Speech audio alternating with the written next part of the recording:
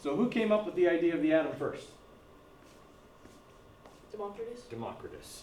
Okay, so Democritus was the first person to come up with the idea of the atom, and it was rejected at the time because they had an idea that made more sense. Okay? People liked the four-element idea. It made sense to them. It could be easily explained. It didn't require them to use their imagination about tiny, indivisible particles.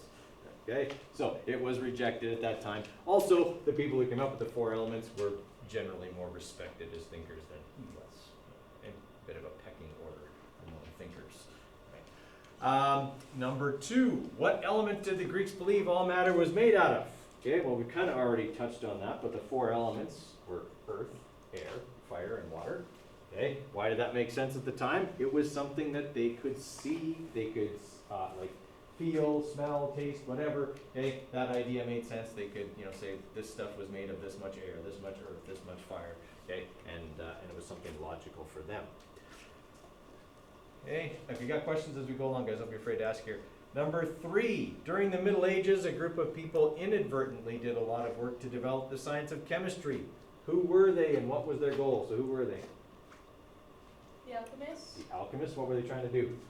Do like what we call magic now, like turn lead into gold and come up with a life sealer. Yes, exactly. They were trying to find something you could drink and live forever and turn lead into gold and get rich. Okay, stuff that we now know would exactly be magic. Okay, it's not possible to do. All right, number 4. In the late 1700s, a man used the data from many experiments on matter to develop an idea on the structure of matter. Who was he and what were the points of his theory? Okay, so let's go with who was he first? John Dalton. John Dalton, okay? And he came up with the atomic theory. And again, guys, you can have these in your own words as long as you have the general gist of each of the points. Point number 1, all matter is made of tiny, indivisible particles called atoms. Okay. Point number 2, the atoms of one element are identical. The atoms of different elements are different. Okay, so in other words, atoms are the structure of an atom, is specific to each element. Okay, something along those lines. Point number 3, atoms can combine with one another in simple whole number ratios. That part's got to be in there, okay, to form compounds. So atoms can combine in whole number ratios to make compounds. And point number 4, in a chemical reaction, atoms are separated, joined, or rearranged, but not changed into the atoms of other elements. All right, number 5. Looking at this theory now, what do you know of that can prove some of his ideas wrong? 2 things that we talked about during that lesson. Carbon 14, so not all particles are identical, most of them are, but there's some exceptions. Right, you remember what they were called? Started with I? Isotopes. Isotopes. Okay, we know about isotopes. We know that not every atom is identical. So every atom of carbon is going to have 6 protons. That won't change. Some of them are going to have 2 extra neutrons. Okay, a very, very small percentage of them would have 8 neutrons. That would be carbon 14. Okay, and we're talking like 1% of them, maybe even less than 1% would have this strange. It's not a mutation, but it's different. They're different. Okay, so isotopes are one of the things that we know of that can prove that idea wrong. And what's the other? Atoms are divisible. Right, atoms are divisible. Not all atoms. Okay, I mean, nobody's going to try and split a hydrogen atom. There's no point. Okay, it's already the smallest atom. You can't, unless you're going to break the proton in half. You're not splitting, okay, a hydrogen atom. In the similar way, we're probably really not splitting anything that has an atomic number of less than 100. Right? They're just too small and generally too stable. Once we start getting atoms that are really, really big and have more than 100 protons and have, more than 100 neutrons in them, okay, then we're getting to the size where this whole opposites attract and intermolecular forces and stuff like that are starting to get strained because of the size of the atom. Okay, those atoms become less stable. And when they're less stable, they tend to also be radioactive. Okay, that is is that they spontaneously break down into other atoms. They actually divide themselves. Okay? So uranium would be an example of that. Okay? Plutonium would be an example of that. Right? But these are, like we said, very, very large, okay, atoms. So like 92 protons. Okay? Uranium has an atomic mass of 238. Okay? Which means it has like 100, close to 140, close to 140 neutrons in it. It's a really, really big atom. Right? So it's also a really big target. And so it's much, much easier to split. Okay, but really small atoms are not, and really small atoms tend to be more stable. So, to give you an idea here, okay, if you're looking at a nuclear reactor, okay, the process that goes on in a nuclear reactor is fission. We don't have any fusion reactors, okay, nuclear fission. And what they do is they have what's called a fuel rod. It's a metallic rod, okay, and embedded within the rod are what they call fuel pellets. These pellets are generally made of enriched uranium. So uranium is mined, okay? And when it comes out of the ground, it's not very concentrated.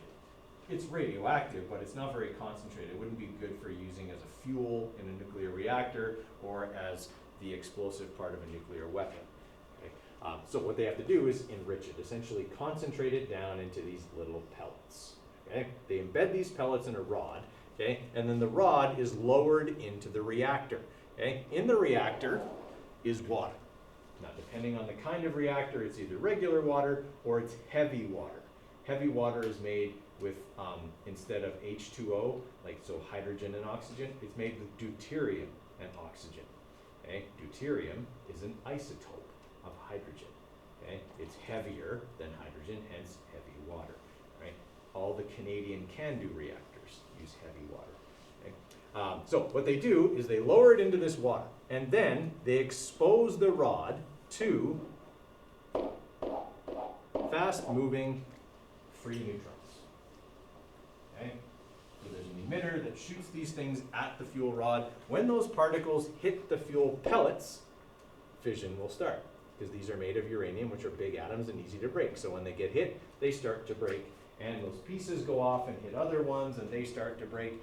Okay? The difference between this process and what happens in a nuclear bomb, which I'll show you in a minute, okay, is that we can control the rate at which this reaction happens. In a bomb, you don't want to control the rate. You want it to just go off the rails in a hurry. Okay? That's the whole point. So, with a nuclear reactor, okay, what you do is you lower the fuel rod in, you start the fission process, it generates a ton of heat, which evaporates the water. The steam turns a turbine. Okay? And that's how you generate electricity with nuclear power. It's still steam power. It's just how we get the steam is from a nuclear means, and we can get a lot of it. Right? Benefits of this: virtually no atmospheric pollution. The carbon footprint, okay, of a nuclear power plant is essentially zero. The downside is the small amount of waste that is produced is incredibly bad. Okay? It is literally the glowing green goo you see on The Simpsons in the nuclear power plant. Okay? It has to be buried deep in the ground and left there, sealed in concrete, and, well, not forgotten about, but essentially forgotten about for thousands of years, because that's how long it will be radioactively hot for. Okay? It's no good for generating power anymore, but it's still really, really bad. Okay? So we have to find very safe places to put it that won't contaminate water supplies and stuff like that. Okay? So, what can happen that can go wrong with this is like what happened at Chernobyl. Okay, they ran a safety test of some kind that resulted in the fuel rod being locked in place, and they couldn't remove it. So they couldn't pull the rod and slow the fission process down. So they essentially evaporated off all the water, and then it got incredibly hot because there was no water there to hold the heat anymore, and that caused the whole container or reactor to melt, literally melt down. That's why it's called a meltdown. Okay? It just gets hot enough that everything around it melts. Okay? And to this day, there is a big piece of that fuel rod and reactor that is called the elephant foot. Okay? That's literally glowing hot, still sitting there. Okay? Now they've built a whole bunch of stuff over it, big concrete domes and all kinds of things over the Chernobyl reactor, but I mean, you can't live anywhere around there. Okay, you can't be in there for more than a certain amount of time. I actually watched a video where a guy was fishing in the cooling canal and he was pulling out this giant black fish. They didn't have 3 eyes. I was like waiting for the Simpsons fish, but they never came. But yeah, he couldn't be there for more than a couple of hours and he had to leave. So yeah, it can be pretty bad. Okay? But most of the time it works pretty well. You hear of very few nuclear accidents, and there are a lot of nuclear power plants, especially in Europe. Okay? France generates almost all of its electricity this way. Okay? So they're very prevalent, okay? And some of the waste can actually be reconstituted and used in a bomb. That's why it has to be very secure. Okay? You don't just wander in for a tour of a nuclear power plant generally. All right, now a nuclear bomb, similar process. We still want to split those atoms, but what they do is they make it an uncontrolled reaction. So they essentially build a shell, and the shell is made of high explosive, C4, okay, something like that. Right. And they shape it kind of like this. They shape it like this so that when you detonate the high explosive, it's focused inwards to the middle of the weapon.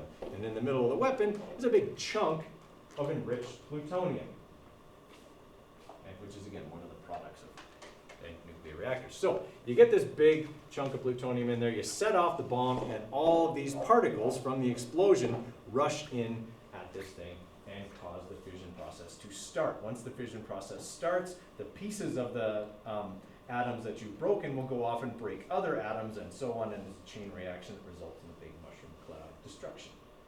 Okay? Now, that's essentially how a nuclear bomb works. That's no secret. It's a little more technical than that. And of course, getting your hands on the materials is thankfully very difficult. Because there's lots of crazy people out there who would love to build one. Okay? That's the scary. All right.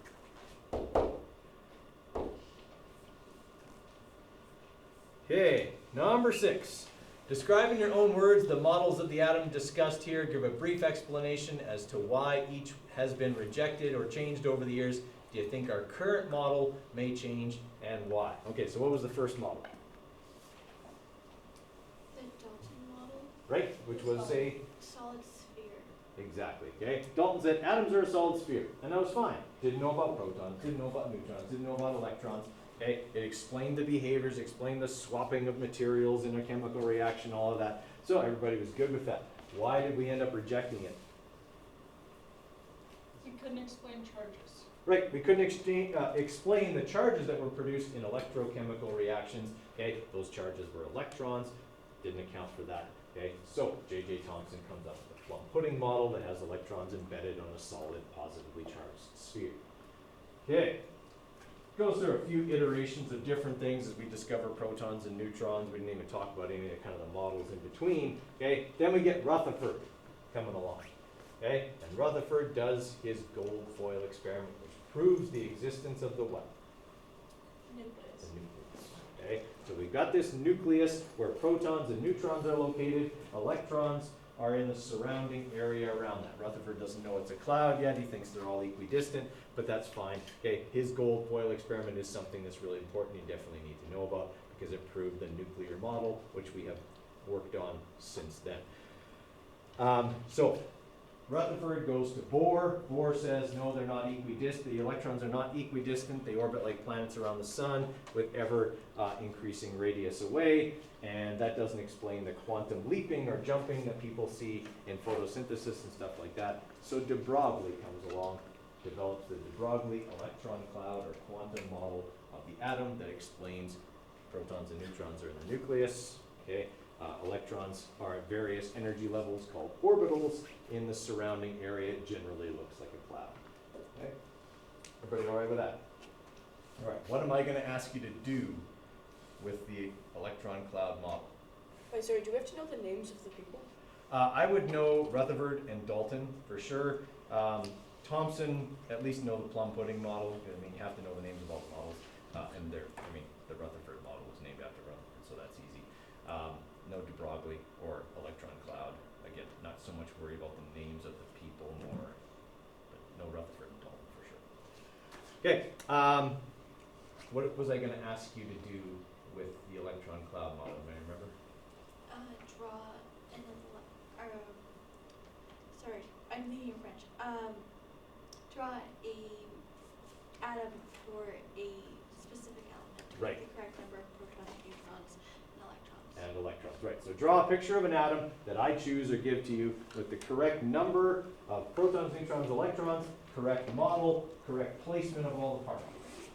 Okay, so if we were asked to do something really, really simple, like draw an atom of lithium, okay, I would be drawing something that has how many protons? 3. And how many neutrons? 4. Okay, the atomic mass is 6.94. 6.94 minus 3 is 3.94. That's 4. Okay, so we got 4 neutrons. So here's our 3 protons. There's our 4 neutrons, and then how many electrons? 3, always the same as the number of protons in the cloud.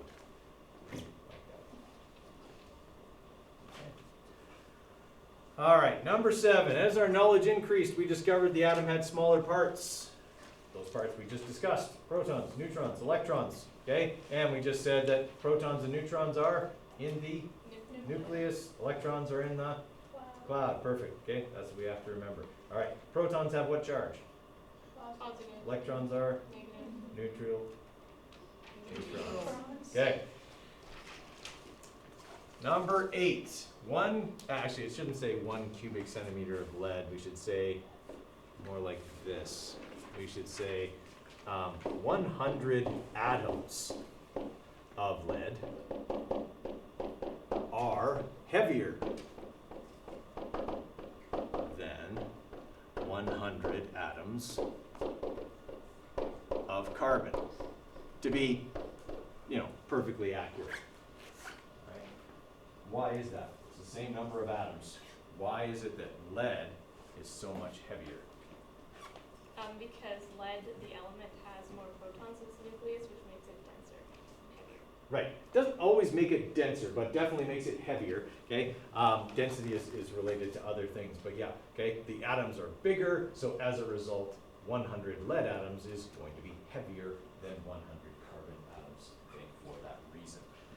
Okay. We talked about number 9 already. Nuclear reactors use atoms with very large nuclei, like uranium, which has 237 particles in its nucleus for fission, okay, which is splitting of the atom.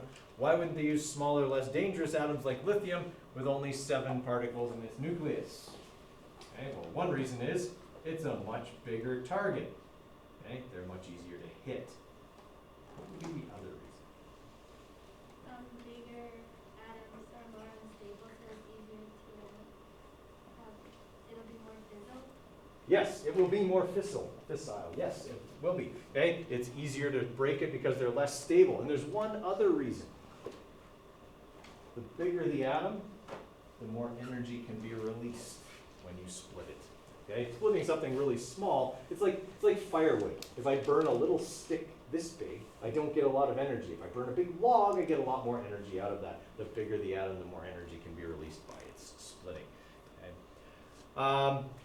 All right, number 10, atoms are indivisible. Okay, obviously we believed that statement for so long because A, we didn't know atoms were not even like solid spheres, so it wouldn't have been logical to assume they could be split.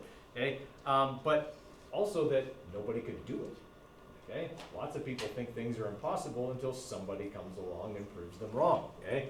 People thought we'd never be able to fly, and the Wright brothers proved them wrong. People thought we'd never be able to break the sound barrier. Okay, Chuck Yeager did it. Right? There's all kinds of things people thought were impossible until they were done. Okay, somebody split the atom and went, "Hey, see, I told you so." Right. All right, number 11. From what you know of the structure of the atom, how do you think the atom stays intact? Why do the electrons not fly off, or the protons separate from the nucleus? Okay, well, first off, the easy part. Why are the electrons not going to fly off? Electrons are what charge? Okay, and protons are, please just wait outside. Okay, and protons are positive, okay, and so they do what to each other? They attract each other, okay, so there's a natural charge attraction between those two particles, okay, and why do the protons not separate from the nucleus? Well, when you're entirely positive and you're next to something that's neutral, okay, there's enough like mass and electromagnetic attraction between those things, they're enough different essentially, okay, that they'll still attract each other, right? So there's these interatomic or molecular forces that will hold the atom together.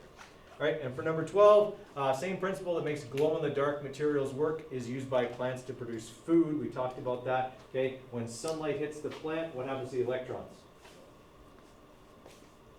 They gain energy, right? And when they gain energy, they can jump and move faster and be further away from the nucleus. When the energy source that's holding them there is gone, then they can fall back down. And when they fall back down, they release that energy.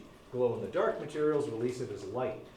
Chlorophyll releases it as the ability to make ATP. So it takes adenosine triphosphate, adds a phosphate atom to it, or ion to it, and makes adenosine triphosphate, which is the fuel on which all cells run. Okay, we use essentially like sugar to make ATP and ADP. Okay, plants will do the same thing after they've done photosynthesis. Okay. Okay, I'm going to give you guys a quick break here, and then we're going to get into lesson 2 on naming ionic compounds.